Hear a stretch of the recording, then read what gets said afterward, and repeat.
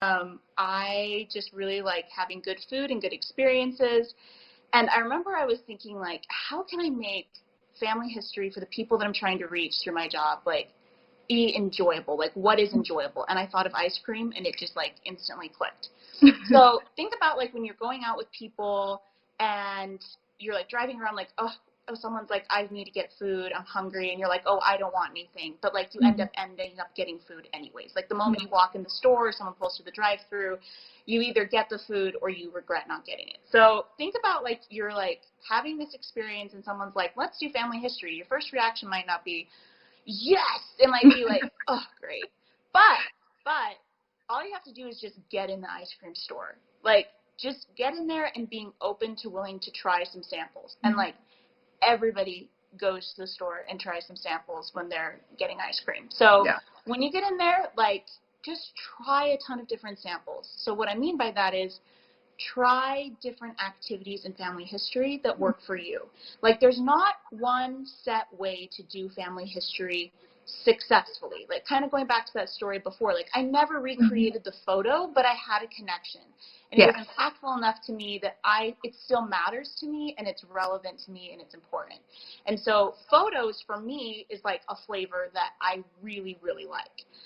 For other people, it's doing the looking through the records, finding the next generation in their family tree, finding the missing child from a family, doing that really, like, awesome, also, like, very complex work doing family history. But for some people, they love that, and that's fantastic. For other people, it's recording memories or stories. So first identify, like, what works best for you.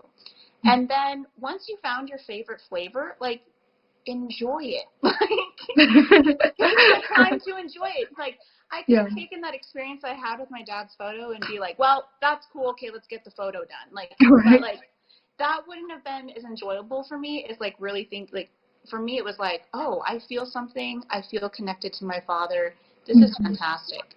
So that's the first thing. The next thing is then, like, okay, now that you've got your flavor and you're enjoying it, you get excited and you want to eat a lot of it and you want to give it to, and to, like, have everybody else taste it. And so sometimes, especially me, I know I've been guilty of this, is that I find a flavor that I'm like, and I'm like, this is fantastic. And then I look to, like, my brothers, and I'm like, isn't this great? And I just shove, like, all this stuff at them, like a half gallon of ice cream, and I'm like, eat it. Like, and they get brain freeze. Or I eat too much, and I go overboard, and I get brain freeze. And I'm like, ah, like, this is too much. So, like, take it at a pace that, like, you feel comfortable doing.